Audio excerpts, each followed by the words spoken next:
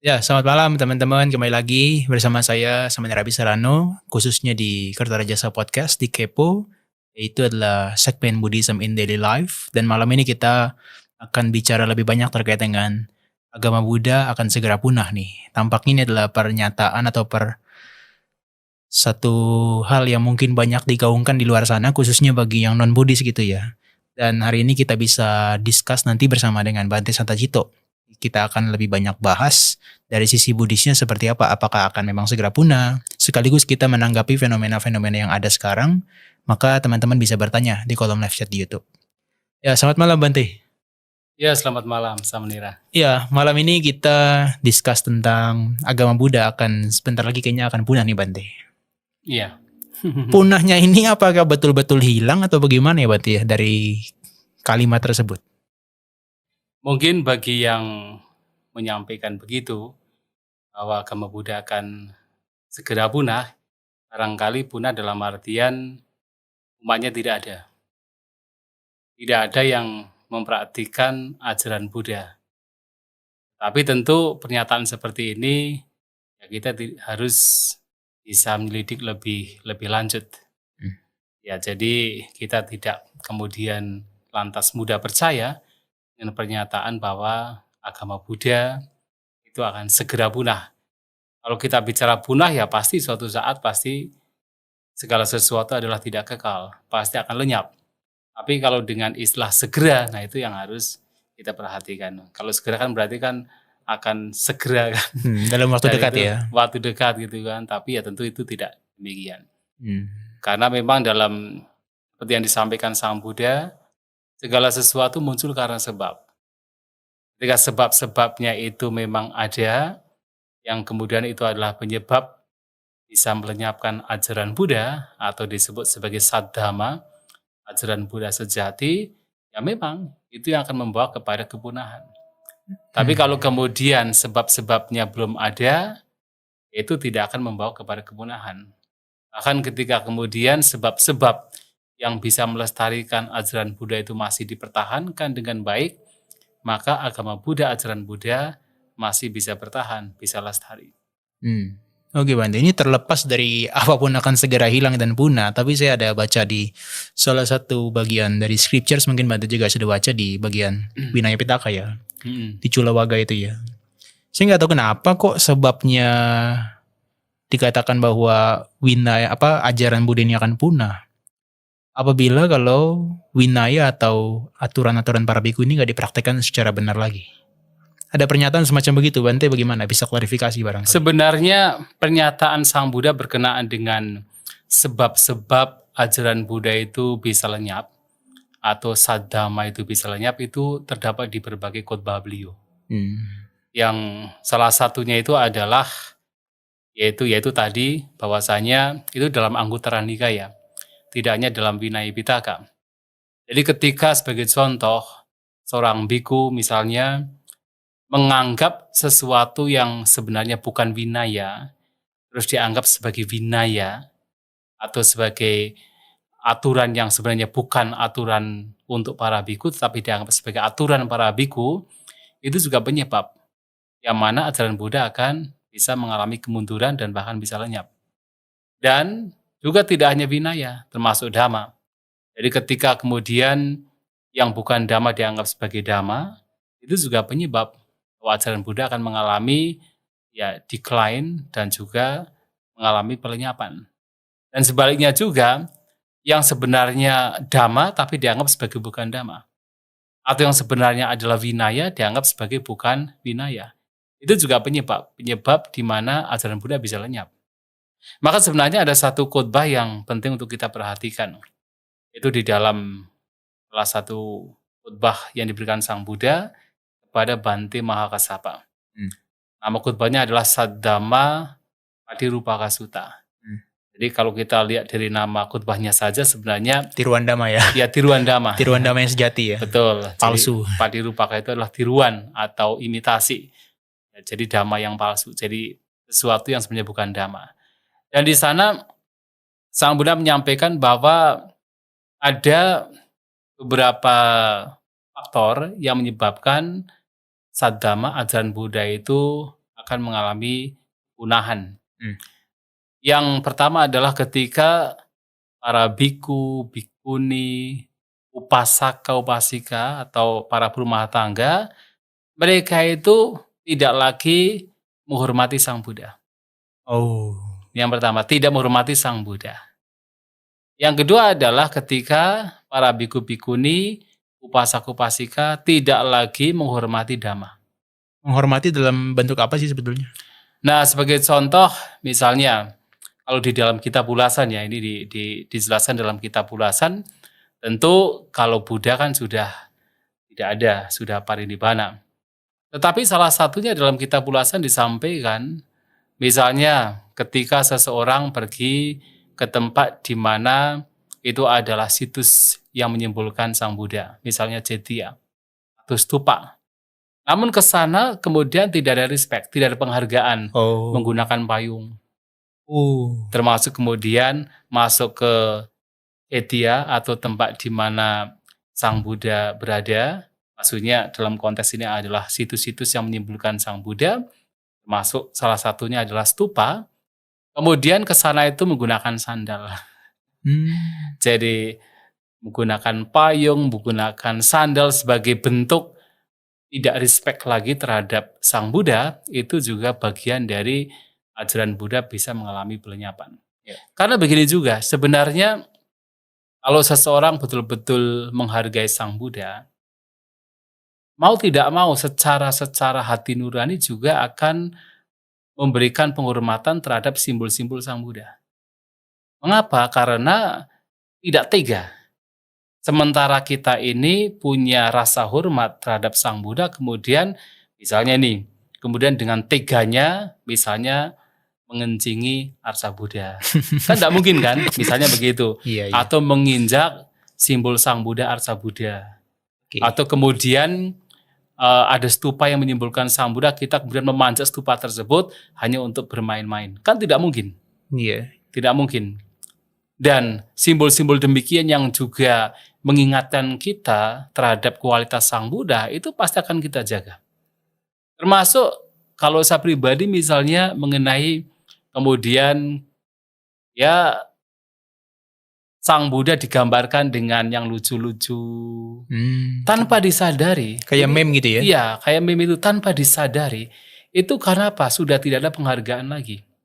Walaupun mungkin seseorang mengatakan, oh ini kan modern supaya mudah Kekinian gitu diterima, ya? kekinian, mudah diterima oleh masyarakat. Tetapi cobalah lihat dari hati. Apakah itu memang dilakukan atas dasar penghargaan terhadap Sang Buddha? Atau tanpa disadari sebenarnya itu sudah merupakan bagian dari karena tidak ada penghargaan lagi terhadap Sang Buddha. Kita lihat, justru arca Buddha ini muncul itu sekitar abad ke-1 Masehi. Sebelum itu tidak ada arca Buddha. Mengapa? Karena masyarakat Buddhis pada zaman itu, pada zaman kuno, justru merasa ragu untuk membuat arca Buddha. Karena nanti kalau arca Buddha dibuat, nanti takutnya, khawatirnya, itu tidak menyimbolkan Sang Buddha. Ya. Sang Buddha yang begitu agung, begitu luhur, kemudian dibuatkan seperti rupang, dibuatkan ya gambar, tetapi ternyata justru bisa katakan malahan tidak menyimbolkan Sang Buddha. Tidak representatif lah ya. Tidak Meskipun ada representatif. tandanya 32 gitu ya. Tapi kita Betul. masih agak riskan kayaknya nggak bisa representatif Iya, banget betul. Tetapi kan itu sudah terlanjur. Ya. Ya kan, sudah terlanjur. Tapi paling tidak ketika seseorang kemudian betul-betul katakan respect terhadap Sang Buddha, pasti bahkan dengan simbol-simbol pun juga tidak akan melakukan hal yang Ya. katakan Yang tidak senonoh. senonoh gitu kan, tidak akan melakukan demikian. Walaupun tentu kemudian orang mungkin akan mengatakan, loh, ketika menghargai Sang Buddha kan bukan secara fisik gitu kan, tetapi kan secara kualitas Sang Buddha, oke. Itu memang juga yang harus dihargai kita. Tapi masalahnya orang umum itu selalu melihatnya secara visual. Yang Nah, konkret-konkret kan. Betul. Iya, mungkin orang bisa mengatakan demikian. Mungkin orang yang intelektual, yang mungkin intelijen, kemudian mengatakan bahwa kan yang terpenting adalah kualitas Sang Buddha, bukan fisiknya. Iya. Tapi cobalah lihat dari hati nurani kita. Apakah betul-betul demikian? Ataukah itu hanya sekedar alasan, Dalih itu ya. dalih saja?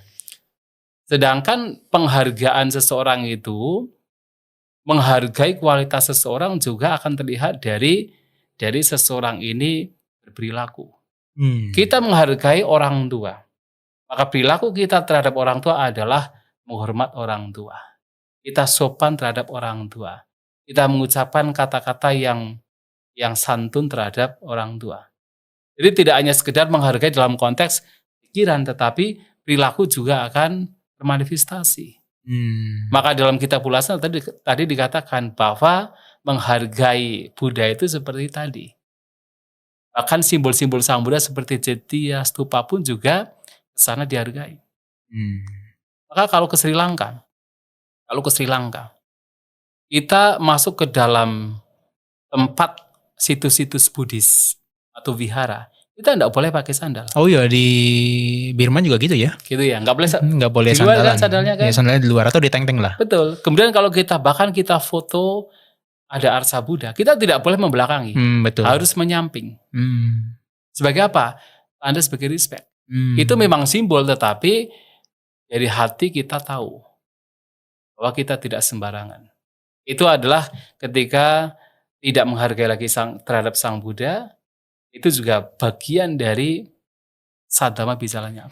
Tapi mungkin juga itu edukasi semacam itu belum masif disampaikan Bante ke umat gitu ya Bante ya. Tapi di sisi lain Bante, ini menarik ya, bukan hanya dari internal kita, kalau dari internal kita tuh jelas itu salah gitu loh ya. Tapi Bante mungkin pernah lihat di tempat-tempat yang dekat gitu ya, seperti di Borobudur. Kan sering kan kalau ada turis itu kan sampai naik-naik ke atas, kemudian sampai kadang-kadang melecehkan. Tentu. Kadang-kadang sampai dibuat semacam kayak vandalisme dan juga kadang-kadang hal yang nggak senonoh. Itu gimana Bante? Nah, sebenarnya kalau mereka melakukan karena mereka tidak punya keyakinan terhadap Sang Buddha, itu justru masih wajar. Itu bukan kriteria untuk keruntuhannya ya? Bukan. Oh. Karena justru Sang Buddha menyampaikan bahwa runtuhan atau lenyapnya Saddhamma itu bukan dari luar, dari dalam. Orang-orang yang beragama Buddha itu? Beragama Buddha. Jadi para biku, bikuni, upasaka, upasika, bukan luar. Maka dalam kitab ulasan itu kemudian diibaratkan seperti besi. Bahwa rusaknya besi itu bukan dari luar, tetapi dari apa itu? Karatnya sendiri. Demikian pula hancurnya ajaran Buddha itu bukan dari luar, tapi justru ketika muncul orang-orang yang disebut sebagai Mogapurisa. Iya. Mogapurisa kan? Orang-orang bodoh. Orang-orang bodoh. Itu tadi orang-orang bodoh adalah pertama adalah tidak menghargai, tidak menghormati Sang Buddha. Yang kedua tidak menghormati Dhamma. Nah kalau dalam kitab ulasan adalah ketika Dhamma sedang dibabarkan, kemudian malahan berbicara sendiri, kemudian tidak mendengarkan dengan baik, malahan tidur gitu. Nah itu sudah tidak menghargai Dhamma. Itu lebih parah daripada penistaan agama yang dilakukan oleh pihak eksternal. Kalau eksternal kan memang mereka tidak punya keyakinan kan. Ya maksudnya penistaan apapun itu lebih parah Bante ya. Iya. Berarti kalau kayak Ajahn Brahm pernah ngomong kan, kalau misalnya kitab sucimu itu dibakar, dirobek-robek kemudian dimasukkan ke dalam toilet ya Bante ya. Di dalam WC itu marah nggak marah, justru saya akan panggil tukang toilet, sedot langsung. Nah, itu kan orang lain toh. Tapi apakah kemudian umat Buddhanya melakukan demikian? Oh iya, kalau itu umat Buddha yang melakukan ya itu harus dicek. Itu orang bodoh. Mogapurisa tadi ya. Mogapurisa. Oke Bante, silakan lanjut. Tadi baru 2 ya tentang Buddha dan Dhamma ya. Yang ketiga mungkin Sangga. Sangga ya. Jadi Sangga Sagarawa. Artinya tidak menghargai, tidak kemudian menghormati Sangga. Ini tidak hanya berkenaan dengan misalnya umat kepada Sangga, bahkan para biku junior terhadap mereka para sesepuh. Oke. Sebagai contoh misalnya dalam kitab ulasan juga dijelaskan. Jadi ketika kemudian seorang biku muda datang pada yang biku sepuh, kemudian tidak bernamaskara, tidak beranjali, tidak memberikan penghormatan, tidak mendengarkan kata-katanya, bicara sendiri, serampangan, tidak ada unggah-ungguh. Nah itu adalah bagian dari sudah tidak lagi menghormati Sangga. Tidak lagi menghormati mereka para praktisi Dhamma. Nah ketika sudah tidak ada penghormatan di sana, tidak ada penghargaan di sana, bagaimana kemudian dia bisa mempraktikkan Dhamma? Kan tidak mungkin. Dan ketika kemudian ia adalah orang dalam, yang seharusnya adalah orang yang memang mempertahankan ajaran Buddha, ternyata tidak melakukannya, ya sudah. Ajaran sejati itu bisa lenyap. Hmm. Jadi tidak menghargai sangga. Iya. Kemudian juga yang keempat adalah tidak lagi peduli atau menghargai Pelatihannya ya. pelatihan. Jadi sika. Nah, sika di sini ya kalau dalam kitab ulasan tikso sika. 3 sika, 3 Sila pelatihan. moral, kemudian konsentrasi dan Iya, kebijaksanaan dan ya. kebijaksanaan. Jadi adi sila, adi Adicita. adicita, dan adipanya. Jadi ada 3. Kalau 3 hal ini seseorang tidak peduli, sudah tidak peduli dengan moralitas, tidak peduli dengan Pengembangan praktek pikiran ya. pengembangan batin, tidak peduli lagi dengan kebijaksanaan, ya jelas. Maka akan kemudian akan lenyap. Dan juga yang kelima adalah ketika seseorang tidak lagi peduli, tidak lagi menghargai samadhi, ketenangan batin. Dan samadhi di sini dalam kitab ulasan dijelaskan sebagai melatih, yaitu ada samapati, melatih 8 untuk jana ya. pencapaian jana. Itu ketika tidak ada concern di sana, ya ajaran Buddha bisa lenyap. Tapi ini hanya satu bagian. Banyak bagian lain yang Sang Buddha itu menyampaikan banyak hal tentang bagaimana ajaran Buddha bisa lenyap. Kalau dalam kitab ulasan, pelenyapannya juga sebenarnya akan gradual. Jadi tidak kemudian lenyap secara seperti kalau di dalam kitab, dalam sutta tersebut kan tidak seperti perahu yang langsung tenggelam gitu kan. Tapi itu juga akan gradual. Iya. Karena kan tadi Wante bilang seperti sasana atau ajaran Buddha ini kan seperti besi ya yang kuat. Tapi dia akan hancur dari dalam kan karena stain Pelan-pelan. atau karatnya itu kan. Karat, iya. Dan mungkin Bante bisa jelaskan ya yang tadi saya sebutkan di awal tadi yang Winayo nama Sasanasa Ayu itu Bante. Mungkin Bante bisa sampaikan kenapa Buddha sampai begitu concern bahwa Winaya ini punya intensitas bobot yang besar dibandingkan yang lainnya. Sampai kalau Winaya ini tidak dipraktikkan secara benar lagi sampai dia bisa runtuh begitu loh. Betul. Jadi ini disampaikan oleh Bante Mahakassapa. Iya. Jadi ketika akan mengadakan konsili yang pertama ya. Iya, yang pertama itu. Ini kan karena Subada muncul, baik Biku Subada kan muncul. Karena Subada ini muncul dan menyampaikan bahwa sekarang Sang Buddha sudah tiada. Kita bisa melakukan apapun yang ingin kita lakukan. Yang kita tidak mau jangan lakukan. Atau tidak lagi diatur oleh Sang Buddha. Iya. Ini yang menjadi kekhawatiran bagi Bante Mahakassapa pada waktu itu sebagai yang tersepuh, yang tertua. Kalau ini dibiarkan maka Dhamma akan semakin runtuh, sementara yang bukan Dhamma akan semakin bersinar. Winaya yang sesungguhnya akan semakin lenyap, yang bukan Winaya akan semakin bersinar. Bahaya. Maka kemudian Bante Mahakassapa menyelenggarakan konsili pertama. Pasamuan Agung untuk para biku. Dan pada waktu itu ada 500 biku. Dan ketika ajaran Buddha itu dikumpulkan, mereka kemudian merencanakan kira-kira di antara Dhamma dan Winaya mana yang akan di-recited terlebih dahulu, akan diulang terlebih dahulu. Maka kemudian mereka mempunyai kesepakatan bahwasanya Winaya harus diulang terlebih dahulu. Alasannya tadi adalah bahwasanya Winaya ini atau aturan kemoralan ini untuk para biku adalah ayu atau umur dari sasana. Artinya ketika Winaya ini masih dipertahankan, maka ajaran Buddha itu masih akan bertahan, akan masih lestari. Dan ini tidak hanya disampaikan di dalam pasemuan tersebut, bahkan ini juga disampaikan di awal sekali ketika Sang Buddha itu mau menerima membentuk bikuni. sangga.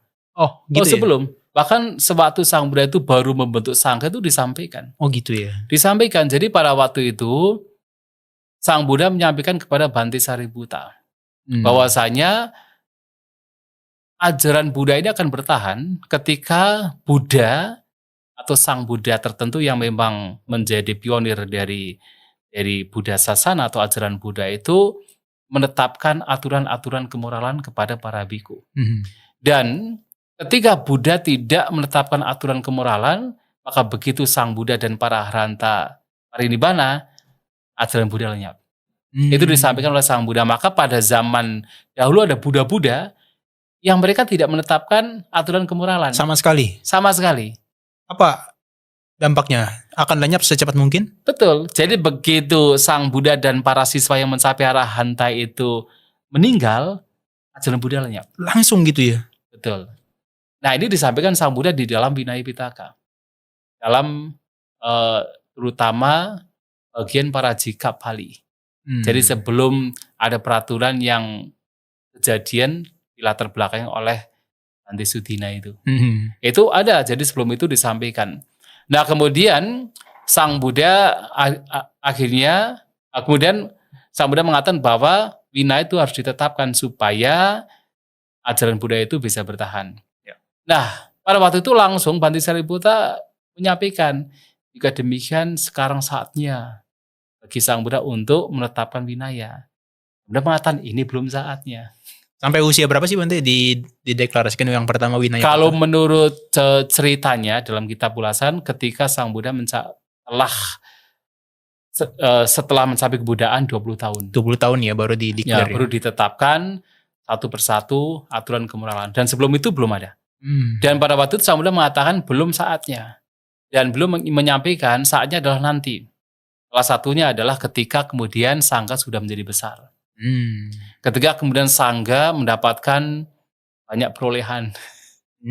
Ketika Sangha kemudian mendapatkan kemasyhuran. Nah, ketika itu terjadi, biasanya akan ada orang-orang yang mohon maaf. Moga Purisa tadi lah nakal. Ya, nakal gitu kan. Jadi berjubah tetapi hanya sekedar untuk mendapatkan kemasyhuran, untuk mendapatkan perolehan, untuk ya memang kalau sudah banyak orang itu hal-hal yang tidak diinginkan itu akan terjadi. Dan disitulah kemudian Vinaya mulai ditetapkan. Kalau di salah satu khotbah itu Dakina Vibhanga Sutta itu bilangnya berleher kuning itu Bante.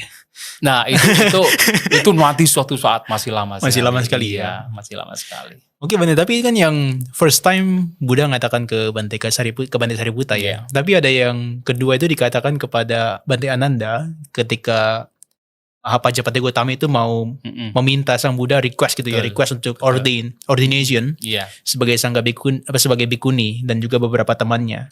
Tapi Buddha bilang kalau kamu terima 8 ini sampaikan ke bikuni itu ya. Calon bikuni itu terima 8 ini bisa langsung otomatis jadi bikuni. Iya. Tapi ternyata di akhir itu Sang Buddha menyisipkan. Tapi kalau bikuni ini diterima, brahmacharya kehidupan luhur ini, kehidupan yang betul-betul suci ini tidak bisa akan bertahan lama. Disebutkan sih di awal itu katanya sih ribuan tahun tapi nggak jelas berapa ribu tahun. Tapi kalau diterima hanya bertahan sampai 500 tahun Pancasata. Iya. Gimana? Jadi begini. Jadi sebenarnya Sang Buddha menyampaikan bahwasanya memang di awal sekali kalau wanita diterima ke dalam Sangga, maka ajaran Buddha yang seharusnya Saddhamma, jadi istilah yang digunakan adalah Saddhamma. Saddhamma yang seharusnya itu adalah 1000 tahun, itu hanya akan bertahan 500 tahun. Tapi kemudian Sang Buddha akan memberikan Atta Garudama. Jadi 8 aturan kemoralan yang harus dipegang. Garu itu tidak harus berat. Ini yang kadang-kadang orang salah mengartikan. Iya. Garu itu adalah yang harus dihormati. Dihormati, saya baca tuh ternyata garu itu dihormati. Dihormati. Iya. Jadi dianggap sebagai sesuatu yang berharga. Iya. Jadi 8 aturan yang harus dianggap sebagai sesuatu yang berharga oleh wanita, oleh bikuni. Nah, Sang Buddha menyampaikan bahwa ada Garudama ini ketika diterima oleh Mahapajapati Gautami, maka otomatis Mahapajapati Gautami menjadi bikuni dan wanita lain juga bisa menjadi bikuni. Nah, kemudian muncullah berbagai macam perumpamaan. Betul. Tetapi ingat, jadi salah satu perumpamaan memang begini. Jadi seperti halnya tebu yang ketika sudah mulai muncul warna kuning di dalamnya, maka tebu itu sudah tidak akan lama umurnya. Nah, demikian pula ketika kemudian seorang wanita masuk ke dalam sangga dan muncul sangga bikuni yang seharusnya tadi 1000 tahun Saddhamma, tapi kemudian sekarang hanya bertahan 500 tahun. Itu di perumpamaan di awal-awal. Tapi ingat, ada perumpamaan yang terakhir. Perumpamaan yang terakhir adalah seperti halnya bendungan. Ya, yang kemudian disumpel sama jerami. Betul, bendungan yang kemudian ditinggikan Iya. lagi sehingga ketika nanti ada hujan itu tidak meluap. Iya. Itu menandakan bahwasanya ketika wanita menerima ada Garudama, maka ajaran Buddha Saddhamma masih bertahan 1000 tahun. Oh. Tidak hanya 500 tahun. Cerdas ya, sampai preventifnya tuh sampai seperti itu ya. Betul. Justru ada Garudama ini adalah untuk preventif supaya ajaran Buddha ini masih bertahan selama 1000 tahun. Tapi yang dimaksud dengan 1000 tahun adalah, nah ini kemudian diterangkan, dijelaskan lagi di Dibagi. dalam kitab ulasan. Mm-mm. Nah yang dimaksud dengan 1000 tahun adalah masa di mana betul-betul para biku yang mencapai arahanta dengan memiliki calabinya itu masih ada. Itu asli Saddhamma. Itu untuk periode 1 milenium itu. 1000 tahun itu. Iya. Jadi dalam periode 1000 tahun ini betul-betul ada biku-biku yang Punya kemampuan batin sampai 6 kemampuan itu ya. sampai memiliki 6 abinya. Jadi tidak hanya arahanta tetapi juga ada pancabinya lainnya, punya kesaktian. Iya. Nah kemudian setelah itu dikatakan dalam kitab ulasan itu akan lenyap. Maka akan muncul 1000 tahun berikutnya adalah ada arahat. Tetapi mereka arahat yang tidak punya, maksudnya tidak punya pancabinya. Hanya Tewija. Bahkan hanya Kering gitu ya. kering, jadi Sukawipasaka Arahanta. Oh. Nah, itu selama 1000 tahun. Berarti periode kedua tuh ya. Periode kedua. Nah, periode ketiga adalah masih ada Anagami. Kalau memang betul sekarang masih ada Anagami. Iya, tapi jarang sekali katanya ya. Arahanta nggak ada. Arahanta nggak ada, Anagami yang ada. Kalau menurut kitab ulasan kan kita tidak tahu kan. Ya. Nah kemudian 1000 tahun berikutnya adalah masih ada Sakadagami. Tingkat kesucian kedua ya. Tingkat kesucian kedua. Nah 1000 tahun kemudian masih ada Sotapanna. Maka kemudian sebenarnya orang yang mencapai kesucian dengan praktek ajaran Buddha sesuai dengan kitab ulasan masih ada 5000 tahun. Yang terakhir kan Sotapanna, setelah itu udah nggak ada lagi ya. Sudah Meskipun tidak ada orang lagi. praktek Dhamma tapi sudah nggak bisa mencapai kesucian. Tidak mencapai kesucian. Makanya mungkin saya lebih setuju juga mungkin kenapa komentar ini dia bisa muncul sampai dia jabarkan 5000 tahun ke depan. Karena memang di dalam winayanya sendiri yang di Bhikkhuni bagian Vibhanga itu, Bhikkhuni Vibhanga di Culawaga itu. Karena memang kan nggak disebutkan sebagai 1000 tahun, tapi wasa saha sani. Ya memang itu 1000 tahun. Masa 1000 bukannya ribuan tahun? Hah? Maksudnya itu nggak Iya, disebutkan iya. sebagai eka atau satu gitu loh maksudnya. Memang tidak kata istilah eka, tetapi memang ya itu Merujuknya masuk kepada pada 1000. 1000 itu 1000. Oh, tapi si terjemahan dia tulisnya ribuan tahun soalnya. Oh. 1000 memang. Makanya dalam kitab ulasan juga dijelaskan Saddhamma 1000 tahun hanya ketika calabinya. Itu betul-betul Saddhamma. Artinya betul-betul ajaran sejati yang membawa kepada pencapaian calabinya. Bante, ini benar nggak kasusnya kenapa sampai disebutkan bahwa Matugama atau konsepnya perempuan ini dia bisa punya dampak yang signifikan terhadap sasana ini? Karena di kasus-kasus tersebut di berikutnya itu seperti ada lalu bertanya kan kepada Sang Buddha kan, ini harus gimana, ini harus gimana, ini harus gimana. Seperti misalnya, boleh nggak biku ngajarin Dhamma aja, soalnya kita kan nggak ngerti. Tapi pada dasarnya ternyata biku-biku itu adalah mantan suami si bikuni itu. Oh iya. Sehingga ada indikasi bahwa mereka ini sebetulnya masuk ke sasana ini hanya pengen bertemu dengan suaminya atau bersatu dengan suaminya. Ada nggak Bante indikasi kayak gitu? Memang sebenarnya ketika kita merujuk kembali sejarah munculnya bikuni, 500 perempuan yang mengikuti Mahapajapati Gotami itu Iya. adalah para istri dari 500 biku. Mantan istri lah ya. Ya mantan istri, maaf, mantan istri dari 500 biku yang, karena ceritanya adalah ketika ada dari suku Sakya dan juga suku Kolya, mereka itu sedang berperang, jadi akan berperang ya untuk memperebutkan sungai Rohini. Nah pada waktu itu kan Sang Buddha memberikan nasihat melalui mereka. Nah sebagai dampaknya justru dari suku Kolya 250 pemuda itu menjadi biku. Kemudian dari suku Sakya juga 250 pemuda. Bukan pemuda karena sudah punya istri kan ya. Nah mereka menjadi biku semua. Dan ketika mereka menjadi biku dikatakan ini dalam kitab Ulasan yang dijelaskan. Nah 500 istrinya itu ini masih mengharapkan supaya mereka kembali. Maka mereka itu mengirimkan pesan cinta terhadap para biku ini. Sehingga para biku ini juga agak mereka goncang juga. Ya. Goncang, akhirnya mereka itu ya. berpikir juga untuk lepas jubah. Oh. Gara-gara istri-istrinya kan memberikan pesan ke mereka untuk pulang gitu kan. Nah akhirnya oleh Sang Buddha diketahui demikian, nah diberilah nasihat oleh Sang Buddha dibawa ke Gunung Himalaya. Ya, jadi ada cerita dalam Jataka namanya Kunala Jataka, bisa dibaca di sana. Itu cerita mengenai 1000 buku ini. Yang akhirnya dengan nasihat dari Sang Buddha semua mencapai kesucian arahanta. Oke. Kan sudah tidak mungkin kalau arahat kemudian pulang untuk kembali kepada istrinya kan? Sudah tidak mungkin. Nah mengetahui demikian akhirnya 500 wanita ini sudah pasrah. Percuma, mereka sudah tidak mungkin untuk kembali sebagai suami mereka kan. Akhirnya ya udah kalau daripada begitu, udah kita juga jadi bikuni saja. Paling tidak bisa melihat dari kejauhan. Iya. Mantan-mantan suaminya ini. Saya jadi ingat kasusnya Biku Ratapala itu ya. Meskipun pulang tapi emaknya bilang tuh ada istrimu, tapi tetap nggak mau ya. Karena udah mencapai arahan kan. Iya. Nah akhirnya kemudian mereka akhirnya kan meminta mendatangi Mahapajapati Gotami. Ya memang suaminya juga meninggalkan Raja Sudodana.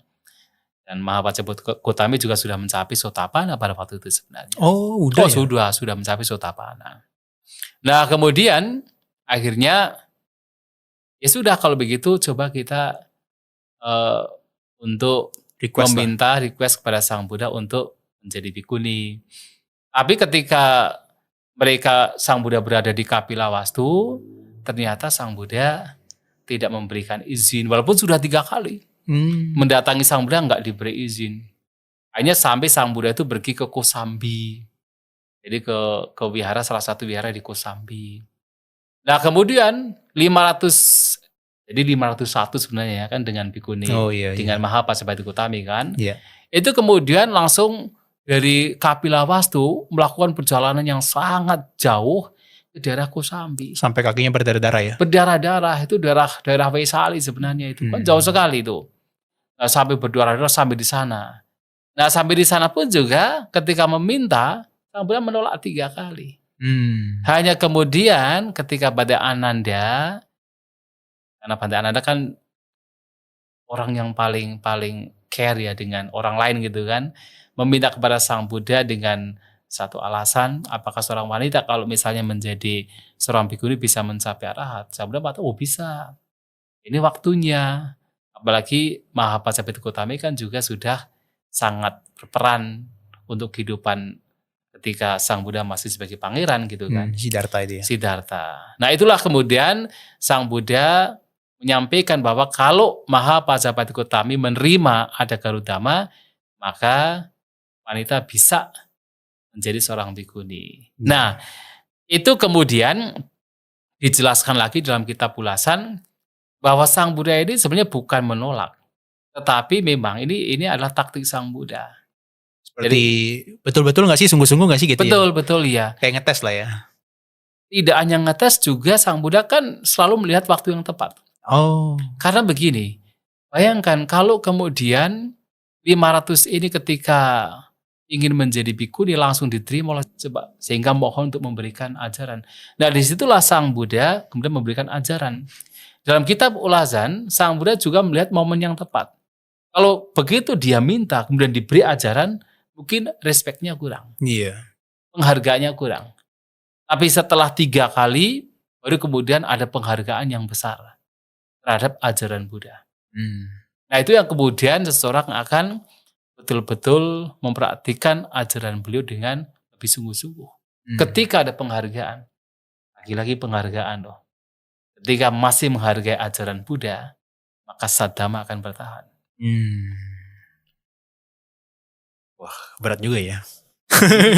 Malah teman-teman juga ada yang udah mulai terlanjur lagi bikin konten-konten yang berbau jokes gitu lah, semacam kayak tentang Buddha dan sebagainya. Sebenarnya mungkin mereka mikirnya ini kan kekinian, tapi sekali lagi orang luar tuh nggak peduli kalau kita sendiri aja nggak bisa menghargai, apalagi orang lain ngapain nggak hargai. Jadikan aja bahan-bahan lucuan itu. Iya, oke lah, mungkin orang akan mengatakan kekinian, tetapi cobalah lihat dalam hatinya. Lihat dalam batinnya, dalam hatinya itu apakah betul memang sekedar kekinian sementara respect penghargaan masih betul-betul ada, atau hanya sekedar senang-senang saja. Itu harus dilihat dalam batinnya kan, yang tahu kan masing-masing kan.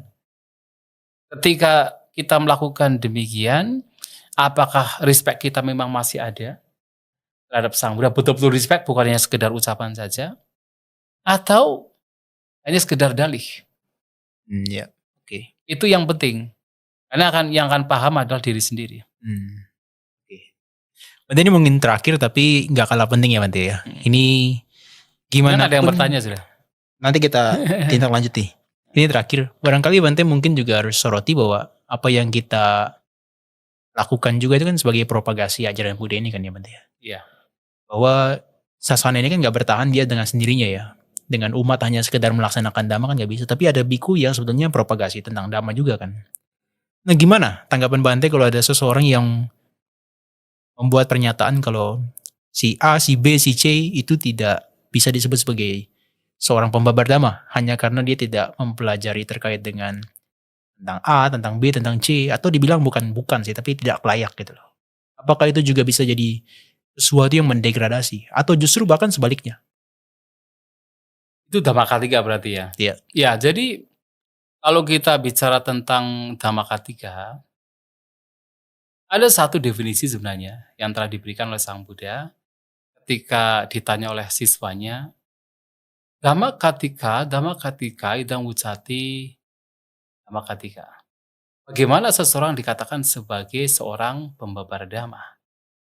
Maka Sang Buddha menyampaikan bahwa ketika seseorang membabarkan dhamma, demi supaya ia atau katakan audiens atau yang mendengarkan itu memunculkan viraga, Oh. ketanpa nafsuan terhadap jasmani, terhadap perasaan, terhadap persepsi, bentukan-bentukan batiniah, terhadap kesadaran, itulah seorang pembabar dhamma. Dengan kata lain adalah ketika seseorang membabarkan dhamma untuk pencapaian nibbana, itulah seorang Dhammakatiga. Apapun yang dibabarkan yang penting tujuannya Selama adalah itu tujuannya adalah untuk pencapaian nibbana, dan tentu yang dibabarkan memang benar, tidak melenceng, betul-betul itu adalah betul-betul dhamma yang sejati, tidak melenceng, dan tujuannya adalah untuk pelenyapan kotoran batin, untuk supaya tidak ada nafsu terhadap pancakanda, supaya kemudian seseorang bisa mencapai nibbana. Itulah Dhammakatiga, itulah pembabar dhamma. Dan itu disampaikan oleh Sang Buddha dalam khotbah beliau. Jadi kalau kita tetap masih punya tujuan itu go ahead itu ya, silakan aja. Oh iya, Bante ya. kenapa tidak? Why not? Ya, karena kan Indonesia kan tahu sendiri ya, cukup sulit bikunya kan untuk bisa memenuhi semua undangan di hari Minggu yang bersamaan. Jadi mungkin ya bagaimanapun harus ada orang-orang tertentu yang meskipun kadang-kadang dia nggak paham dhamma secara komprehensif, tapi dia tetap diminta untuk mengajar gitu loh Bante. Iya, betul. Iya. Oke, Yang terpenting adalah yang diajarkan dhamma, yang diajarkan adalah vinaya. Dan mengajarkan sesuatu yang bukan dhamma, yang bukan vinaya. Itu yang terpenting. Dan itu semua akan mengarah kepada yang bermanfaat. Terutama adalah mengarah kepada nibbana. Dan ialah sebagai pembabar dhamma. mengarah pada nibbana, akhir dari penderitaan Bante. Akhir dari penderitaan.